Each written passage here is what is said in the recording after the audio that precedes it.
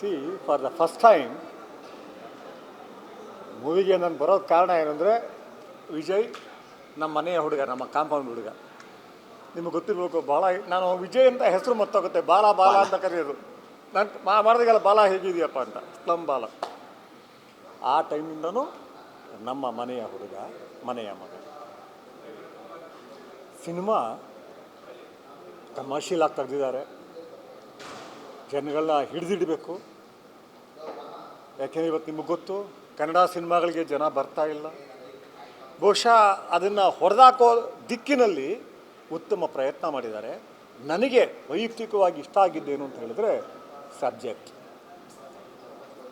ನಿಮ್ಮಲ್ಲಿ ನೀವು ನೋಡಿರೋರು ಗೊತ್ತಿರುತ್ತೆ, ನೀವು ಸಿನಿಮಾ ಆಗಿ ನೋಡ್ತಿದ್ದೀರಿ, ಆದರೆ ನಾನು ಸಿನಿಮಾ ಹೊರಗಡೆ ನೋಡ್ತಿದ್ದೀನಿ. ಇಲ್ಲಿ ಡ್ರಗ್ ಪ್ರಾಬ್ಲಮ್ ತೋರಿಸಿರೋದು ಖಂಡಿತವಾಗಿಯೂ ಆ ರೀತಿಯೇ ಇದೆ. ಅದರಲ್ಲೂ ಆಗಿ ತೋರಿಸಿದಾರಲ್ಲ, ಒಂದು ಲೋಯರ್ ಮಿಡ್ಲ್ ಕ್ಲಾಸ್ ಏನೋ ಲೋಯರ್ ಕ್ಲಾಸ್, ಸ್ಪೆಷಲಿ ಸ್ಲಮ್ಗಳಲ್ಲಿ ಇವತ್ತು ಹೇಗೆ ಮಕ್ಕಳುಗಳು, ಬರೀ ಬೆಂಗಳೂರಲ್ಲ, ಇಡೀ ಇಂಡಿಯಾದ ಎಲ್ಲ ಸಿಟಿಗಳಲ್ಲಿ ಸ್ಲಮ್ಗಳಲ್ಲಿ ಏನಾಗ್ತಾ ಇದೆ, ಮತ್ತು ಆ ಮೆಡಿಸನ್ ಹೇಗೆ ಇದಾಗ್ತಾ ಇದೆ, ಗಾಂಜಾ ಹೇಗಾಗ್ತಾ ಇದೆ, ಮತ್ತು ಹೈ ಸೊಸೈಟಿಗಳಲ್ಲಿ ಹೇಗೆ higher level drugs, synthetic drugs ತಗೊಳ್ತಾ ಇದ್ದಾರೆ. ಮತ್ತು ಇವ್ರು ನನಗೆ ಸಂತೋಷ ಆಗೋದೇನು ಅಂದರೆ ಅವ್ರು ತೋರಿಸಿದಾರಲ್ಲ, ರಿಹ್ಯಾಬಿಲಿಟೇಷನ್ನು, ಇದು ಎಲ್ಲವೂ ಸತ್ಯನೇ. ಮತ್ತು ಆ ವಿಜುವಲ್ಸಲ್ಲಿ ಏನು ತೋರಿಸಿದಾರೋ ಅದೇ ರೀತಿ ನಡೀತಾ ಇದೆ. ಆ ಹುಡುಗರು ಡ್ರಗ್ಸ್ ತೊಗೊಂಡ್ಮೇಲೆ, ಯಾಕೆಂದರೆ ನಾನು ವಿಜಯ್ ಗೊತ್ತಿಲ್ಲ, ಒಂದಿಬ್ಬರು 3 ಜನ ಜೊತೆ ಮಾತಾಡಿದ್ದೆ ನಾನು. ನಮ್ಮ ಅಭಿಷೇಕ್ ಇವ್ರಿಗೆಲ್ಲ ಗೊತ್ತು, ರೋಷನ್ನು ಗೊತ್ತು, ಡ್ರಗ್ ಬಗ್ಗೆ ಒಂದು ಒಳ್ಳೆಯ ಫಿಲಮ್ ಮಾಡಬೇಕು ಅಂತ. ಇಲ್ಲಿ ಆ ಫುಟೇಜ್ ಇದೆಯಲ್ಲ, ಅದು ಅಕ್ಷರಶಃ ಸತ್ಯ. ಅದು ಹೇಗೆ ಅವರು ಆ ಡೈರೆಕ್ಟರ್ ಅದನ್ನು ಕನ್ಸೀವ್ ಮಾಡಿದ್ನೋ, ಆ ಹುಡುಗ ಅದು ಯಾವ ರೀತಿ ಇದು ಮಾಡಿದ್ನೋ, ಮತ್ತು ಯಾವ ರೀತಿ ಆ್ಯಕ್ಟಿಂಗ್ ತೆಗೆದುಕೊಂಡೋ, ಅಥವಾ ಡ್ರಗ್ ಎಕ್ಸ್ಪೀರಿಯನ್ಸ್ ಇದ್ದು ಹುಡುಗರನ್ನ ತೊಗೊಂಡೋ ನನಗೆ ಗೊತ್ತಿಲ್ಲ. ಬಟ್ ಹುಡುಗಿಗೆ ನೇರವಾಗಿ ತಲುಪುತ್ತೆ. ಬೇರೆ ವಿಷಯಗಳು ಎಸ್ ಕಮರ್ಷಿಯಲ್ ಆಗಿ ದೊಡ್ಡ ಸ್ಟಾರ್, ಹಳ್ಳಿಯಲ್ಲಿ ಗೊತ್ತಿರೋ ಸ್ಟಾರ್ ವಿಜಯ್. ಸೊ ಆ ಇದರಲ್ಲಿ ಕೆಲವು ಕಾಂಪ್ರಮೈಸ್ ಇರ್ತವೆ. ಬಟ್ ಅದನ್ನು ಮೀರಿ ಈ ಸಬ್ಜೆಕ್ಟ್ ಇದೆಯಲ್ಲ, ಫಸ್ಟ್ ಟೈಮ್ ಈ ಸಬ್ಜೆಕ್ಟ್ನ ಇಷ್ಟು ಚೆನ್ನಾಗಿ ಕನ್ನಡದಲ್ಲಿ ತಂದಿರೋದು. ಬೇರೆ ಭಾಷೆಗಳಲ್ಲೂ ತಂದಿದ್ರೂ ಇಷ್ಟು ಆಗಿ ತಂದಿಲ್ಲ. That's very very important. ನೀವು ಅದನ್ನು ತಲುಪಿಸ್ಬೇಕು ಜನಗಳಿಗೆ, ಹೇಗೆ ಬದುಕುಗಳನ್ನ ನಾಶ ಮಾಡುತ್ತೆ. ಆಮೇಲೆ ಇದರಲ್ಲಿ ಆ ವಿಜಯ್ ಕ್ಯಾರೆಕ್ಟ್ರು ಅಷ್ಟೇ, ಅಲ್ಲೆಲ್ಲೂ ರೊಮ್ಯಾಂಟಿಸೈಸ್ ಮಾಡಿಲ್ಲ. ಆತನು 24 ಗಂಟೆ ಕುಡಿತಾ ಇರ್ತಾನೆ, ಕುಡ್ಕೊಂಡು ಮಾತಾಡ್ತಾ ಇರ್ತಾನೆ ಎಲ್ಲ ರೀತಿಯಲ್ಲಿ. ಅಟ್ ದ ಸೇಮ್ ಟೈಮ್ ಒಂದು ಹೃದಯದ ಫೀಲಿಂಗ್ಸ್ ಇಟ್ಕೊಂಡಿರ್ತಾನೆ. ಆ ಇದರಲ್ಲಿ ಡ್ರಗ್ ವಿರುದ್ಧ ಬೀಳ್ತಾನೆ. ಮತ್ತು ಪೊಲೀಸ್ ಹೇಗಿರುತ್ತೆ, ಎಷ್ಟು ಚೆನ್ನಾಗಿದೆ ಅದೆಲ್ಲ ಅಂದರೆ, ಅಕ್ಷರಶಃ ಇವತ್ತು ಏನು ನಡೀತಾ ಇದೆ ಅದನ್ನು ಈ ಸಿನಿಮಾದಲ್ಲಿ ತೋರಿಸಿದ್ದಾರೆ. ಮತ್ತು ಕನ್ನಡದಲ್ಲಿ ಬೇರೆ ರೀತಿಯ ಸಿನಿಮಾಗಳು ಬರೋದಿಲ್ಲ ಅಂತ ಹೇಳ್ತಾರಲ್ಲ, ಅದಕ್ಕೆ ಅಪವಾದ ಇವೆಲ್ಲ. ಒಂದು ಡ್ರಗ್ ಸಮಸ್ಯೆ ಅಂತ ತೆಗೆದುಕೊಂಡು ಅಲ್ಲಿ ನಿಮಗೆ ಸಾಂಪ್ರದಾಯಿಕ ಹೀರೋಯಿನ್ ನಿಮಗೆ ಕಾಣೋದೇ ಇಲ್ಲ. ವಿಜಯ್ ಇದ್ರೂ ಸಹ ಸಾಂಪ್ರದಾಯಿಕ ಹೀರೋಯಿನ್ ಕಾಣೋದಿಲ್ಲ, ಬೇರೆ ಥರನೇ ಕಾಣುತ್ತೆ. ಒಂದು ಸಾಮೂಹಿಕವಾಗಿ ಹಾಳು ಮಾಡ್ತಾ ಇರೋ ಒಂದು ಸಮಸ್ಯೆ ಇವತ್ತು ತುಂಬ ನಾಶ ಮಾಡ್ತಾ ಇದೆ. ಭಾಳ ಜನ ಗೊತ್ತಿಲ್ಲ, ಅದು ಸಿಟಿಗಳಲ್ಲಂತೂ ತುಂಬ ಆಗಿದೆ. ಇದು ಒಂದು ಗಾಂಜಾ ಮತ್ತು ಸಿಂಥೆಟಿಕ್ ಡ್ರಗ್ಸ್ ಪ್ರತಿಯೊಂದು ಪ್ರತಿಷ್ಠಿತ ಕಾಲೇಜ್ಗಳಲ್ಲಿ ನಡೀತಾ ಇದೆ. ಕಾಲೇಜುಗಳ ಪಕ್ಕ ಅಪಾರ್ಟ್ಮೆಂಟ್ ತೆಗೆದುಕೊಂಡು ಇದಾಗಿದೆ. ಮತ್ತು ಸ್ಲಮ್ಗಳಲ್ಲಿ ಕೇಳಲೇಬೇಡಿ. ಸೊ ಇದನ್ನು ಡೀಲ್ ಮಾಡಿದ್ದಾರೆ. I am very very proud of this group and our ಬಾಯ್.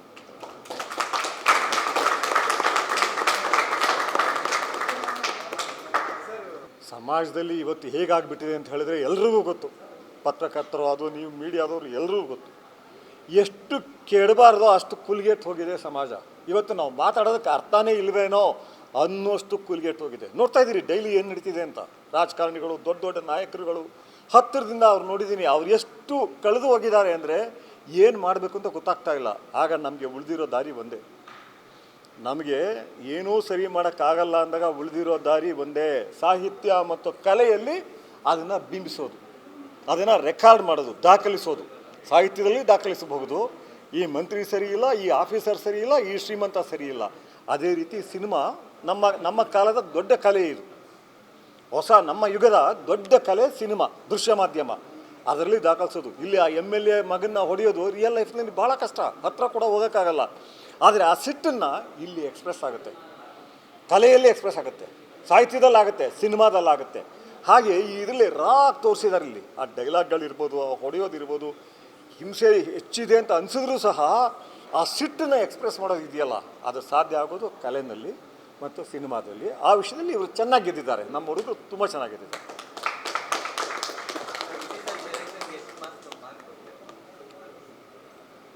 ನಾನು ಶ್ರೇಷ್ಠ ಸಿನಿಮಾ, ಶ್ರೇಷ್ಠ ಸಾಹಿತ್ಯ ಇದಕ್ಕೆ ಅಡಿಕ್ಟ್ ಆಗಿರೋನು. ಹಾಗಾಗಿ ಆ ರೀತಿ ಮಾರ್ಕ್ಸ್ ಕೊಡೋ ವಿಷಯಗಳನ್ನ ಕೇಳಬಾರ್ದು. ಬಟ್ ನಮ್ಗೆ ಬೇಕಾಗಿರೋದೇನು, ಇದನ್ನು ಈಗ ನಾವು ಮಾಡ್ತೀವಿ. ಇದನ್ನು ನಾವೀಗ ಎದೆಗಾರಿಕೆ ಇದು ಎಲ್ಲ ಇನ್ಕ್ಲೂಡಿಂಗ್ ಸ್ಲಂಬಾಲದಲ್ಲಿ ವಿಜಯ್ ನನ್ನ ಜೊತೆ ಗಲಾಟೆ ಏನು ಅಂದರೆ, ಅಣ್ಣ 4 ಫೈಟ್ ಕೊಡು. ನಾನು ಇಲ್ಲಪ್ಪ, ರಿಯಲ್ ಲೈಫ್ ನಡೆಯಲ್ಲ ಆ ಥರ, ನಾನು ಕೊಡಲ್ಲ. ಏನು ಸ್ವಲ್ಪ ಅಲ್ಲ ಆರ್ಗ್ಯೂ ಮಾಡಿದ್ದು. ಇವತ್ತಿಗೂ ಹೇಳ್ತಾರೆ 4 ಫೈಟ್ ಆಗಿದ್ದಿದ್ರೆ ಆ ಕಾಲದ ಬಿಗ್ಗೆಸ್ಟ್ ಹಿಟ್ ಆಗ್ತಿತ್ತು. ನಾನು ಹೇಳಿದೆ ಹಿಟ್ ಅಲ್ಲ, ನಂದು ಇದೇ ಬೇರೆ. ಆದರೆ ಆ ಮಾರ್ಕ್ಸ್ ಕೊಡೋದಲ್ಲ, ನಾನು ಹೇಳ್ದಲ್ಲ, ಆ ಸಿಟ್ಟನ್ನು ಎಕ್ಸ್ಪ್ರೆಸ್ ಮಾಡೋದಕ್ಕೆ ಇದನ್ನು ಬಳಸ್ಕೊಂಡಿದ್ದಾರೆ. ಅದು ಎದ್ದು ಕಾಣುತ್ತದು.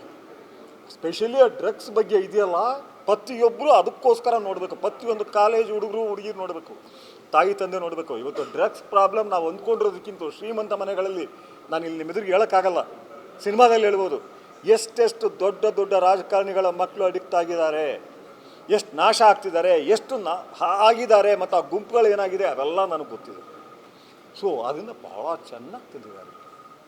ಸೊ ಇದರಲ್ಲಿ it is A success. Commercially reach ಆಗಬೇಕು ಪ್ರತಿಯೊಬ್ಬನ್ನು ಅಂತ ಮಾಡಿದ್ದಾರೆ. ಸೆಕೆಂಡ್ ಹಾಫ್ ಅಂತೂ ಗೊತ್ತಾಗೋದೇ ಇಲ್ಲ. ಫಸ್ಟ್ ಹಾಫು ವಿವರಗಳು ಬರ್ತವೆ, ಆದರೆ ಸೆಕೆಂಡ್ ಹಾಫ್ ಇದೆಯಲ್ಲ ಸಿಕ್ಕಾಪಟ್ಟೆ ಚೆನ್ನಾಗಿದೆ. ಅಲ್ಲಿ ಬರೋ ಡ್ರಗ್ ಡೀಲರ್ಸ್ ಇದ್ದಾರಲ್ಲ, ಇವೆಲ್ಲ ನಾವು ನೋಡಿರೋದು. ಈ ಥರ ಇದನ್ನು ನಾವೆಲ್ಲ ನೋಡಿರೋದು. ಇಲ್ಲಿ ತೋರಿಸಿದಾರಲ್ಲ, ಡ್ರಗ್ ಹೇಗೆ ಡೀಲ್ ಮಾಡ್ತಾರೆ, ಹೇಗೆ ಬೆರೆಸ್ತಾರೆ, ಹೀಗೆ. ಆಮೇಲೆ ಅದು ಆ ವೈಲೆನ್ಸ್ ಹೇಗಿದೆ ಅಂದರೆ ಇಟ್ಟಿದ್ದಾರೆ ಇಲ್ಲಿ. ಯಾವ ಅಂಡರ್ವರ್ಲ್ಡ್ನಲ್ಲೂ ನಿಮಗೆ ಸಿಗಲ್ಲ. ಡ್ರಗ್ ಫೀಲ್ಡಲ್ಲಿ ಇದೆಯಲ್ಲ, ಡ್ರಗ್ ಮಾಫಿಯಾ, ಅಲ್ಲಿರೋ ವೈಲೆನ್ಸ್ ಪ್ರಪಂಚದಲ್ಲಿ ಎಲ್ಲೂ ಸಿಗಲ್ಲ. ನಾನು ಇದನ್ನು ಹೇಳಬಾರ್ದು, ಆದರೂ ಹೇಳ್ತೀನಿ ಕೇಳಿ. ಕೆಲವು ಹುಡುಗರಿಗೆ ನಾವು ಈ ಡ್ರಗ್ಗಿಗೆ ಅಡಿಕ್ಟ್ ಆಗಿರ್ತಾರೆ, ಕಾಲೇಜ್ ಹುಡುಗರಿಗೆ. ಯಾವ ಕಾಲೇಜು ಅಂತ ಹೇಳಲ್ಲ. ನಾನು ಅವ್ರಿಗೆಲ್ಲ ಮಾತನಾಡ್ತಿದ್ದೆ, ಬೇಡ್ರಪ್ಪ ಮಕ್ಕಳ ಹಿಂಗೆ ಆಗಬೇಡಿ. ನನ್ನ ಮಕ್ಕಳಿಗೆ ಚಿಕ್ಕ ವಯಸ್ಸಲ್ಲ, 18-19 ವರ್ಷ. ಅಣ್ಣ ಇನ್ನೆಲ್ಲ ಬಿಟ್ಬಿಡ್ತೀವಿ, ನೀವು ಪ್ರಾಮಿಸ್ ಮಾಡ್ತೀನಿ ಅಂತ ಹೋಗ್ತಾರೆ.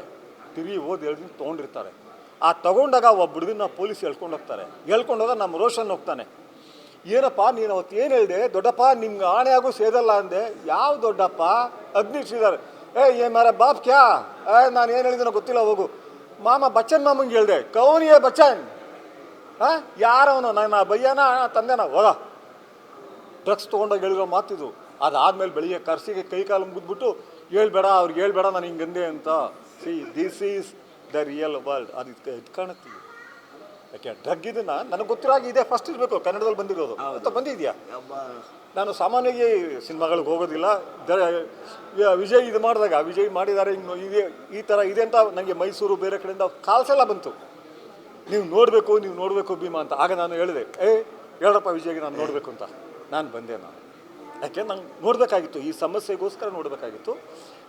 ಆ ವಿಜುವಲ್ಸ್ ಮಾತ್ರ ನೀವು ಮರೆಯೋಕ್ಕೆ ಆಗಲ್ಲ, it is a fact. So ಅಲ್ಲಿರೋ ಎಲ್ಲ ಕ್ಯಾರೆಕ್ಟ್ರು ಭಾಳ ಚೆನ್ನಾಗಿ ಬಂದಿದೆ, ಸಿಂಗಲ್ ಔಟ್ ಮಾಡೋಕ್ಕಾಗೋದೇ ಇಲ್ಲ. ಸ್ಪೆಷಲಿ ಡ್ರಗ್ಸ್, ಆ MLA ಮಗನ ಎಷ್ಟು ಚೆನ್ನಾಗಿ ಬಂದಿದೆ. ಅದೇ ಥರ ಅವ್ರು ಬಿಹೇವ್ ಮಾಡೋದು, ಆ ಸೋಫಿಸ್ಟಿಕೇಟೆಡ್ ಆಗಿ ಇದಾಗಿ ಹಾಗೇ ಬಿಹೇವ್ ಮಾಡ್ತಾರೆ. ನನಗೆ ಗೊತ್ತಿರೋದಿದ್ದೆಲ್ಲ. ಸೊ ನಾನು ವಿಜಯ್ಗೂ ಇದು ಮಾಡ್ತೀನಿ. ಮತ್ತು ಡೈರೆಕ್ಟ್ರಲ್ಲಿ ನಾನು ಡೈರೆಕ್ಟ್ರ್, ಕತೆಗಾರನೇ ಡೈರೆಕ್ಟ್ರ್ ಅಂದ್ಕೊಂಡೆ. ನಾನು ಡೈರೆಕ್ಟ್ರ್ ಬೇರೆ ಇದೆ ಅಂದ್ಕೊಂಡು. ಭಾಳ ಚೆನ್ನಾಗಿದೆಯಪ್ಪ ಅದು. ಆ ಇದು ಮಾತ್ರ ತೆಗೆದಿರೋದು, ಮೈ ಗಾಡ್. ನಾನು ಸ್ವಲ್ಪ ಲೇಟಾಗಿ ಇದು ಮಾಡ್ತಿದ್ದೆ, ಗಮನಿಸ್ಲಿಲ್ಲ ಡೈರೆಕ್ಷನ್ ಯಾರು ಅಂತ. Great Vijay, really great. ಆಮೇಲೆ ನೋಡಬೇಕು, ನಾನು ಕನ್ನಡ ಜನಗಳಿಗೆ ಕೇಳ್ಕೊಳ್ತೀನಿ, ಹೊಸ ಯುಗದ ಕಲೆ ಇದು ಸಿನಿಮಾ. ಎಲ್ಲ ಭಾಷೆಗಳಲ್ಲೂ ಸಕ್ಸಸ್ ಆಗ್ತಿದೆ, ಇನ್ಕ್ಲೂಡಿಂಗ್ ಬ್ಯಾಂಗ್ಳೂರಿನಲ್ಲಿ. ಯಾಕೆ ನೀವು ಬಿಡ್ತಾ ಇದ್ದೀರಿ? ನಿಮ್ಮ ಇದು ನಿಮ್ಮ ನೀವು ಕಟ್ಕೊಂಡಿರೋ ಒಂದು ಕಲಾ ಮಾಧ್ಯಮ ನಿಮಗೆ ಸೇರಿದ್ದು. ಯಾರೋ ವಿಜಯ್ಗೆ ಸೇರಿಲ್ಲ, ನಮಗೆ ಸೇರಿಲ್ಲ, ಪ್ರೊಡ್ಯೂಸರ್ ಸೇರಿಲ್ಲ. ಜನಸ್ತಂಭದ್ದು ದೃಶ್ಯ ಮಾಧ್ಯಮ ಅನ್ನೋದು ಜನಕ್ಕೆ ಸೇರಿದ್ದು. ಈ ಕ್ಯಾನ್ ಕ್ಲೈಮೇಟ್, ನಮ್ಮ ಭಾಷೆ, ನಮ್ಮ ಇದು ಅಂತೇಳಿ ದಯವಿಟ್ಟು ನೋಡಿ. ಥಿಯೇಟ್ರ್ಗಳನ್ನ ಮುಚ್ಚೋಗ್ತಾ ಇದ್ದಾವೆ, ಭಾಳ ಸಂಕಟ ಆಗುತ್ತಿದ್ದು. ನಿಮ್ಮನ್ನು ಬೆಳೆಸುವ ಒಂದು ಮಾಧ್ಯಮ ಇದು. ಯಾಕೆಂದರೆ ಸಾಹಿತ್ಯಕ್ಕೆ ಸಿದ್ಧತೆ ಬೇಕು, ಇದು ದೃಶ್ಯ. ನೀವು ಬೆಳೆಸಿ ಸಿನಿಮಾಗಳನ್ನ ನೋಡಿ, ನೀವು ನೋಡಿ ಆಮೇಲೆ ಸರಿ ಇಲ್ಲ ಗಲಾಟೆ ಮಾಡಿ, ಡೈರೆಕ್ಟ್ರು ಪ್ರೊಡ್ಯೂಸರ್ ಇವರಿಗೆಲ್ಲ ಒಳ್ಳೆ ಸಿನಿಮಾ ಕೊಡಿ ಅಂತ. ಬಟ್ ನೀವು ಸಿನಿಮಾ ನೋಡೋ ಒಂದು ಹವ್ಯಾಸ ಮಾತ್ರ ಕಳ್ಕೋಬೇಡಿ. ಎಲ್ಲ ಭಾಷೆಯಲ್ಲೂ ಬೆಳೀತಾ ಇದೆ, ನಮ್ಮ ಭಾಷೆನೂ ನೀವೆಲ್ಲ ಸೇರಿ ಬೆಳೆಸ್ಕೋಬೇಕು. ನಾನು ಕೈ ಮುಗಿದು ಕೇಳ್ಕೊಳ್ತೀನಿ ನಿಮ್ಮನ್ನೆಲ್ಲ.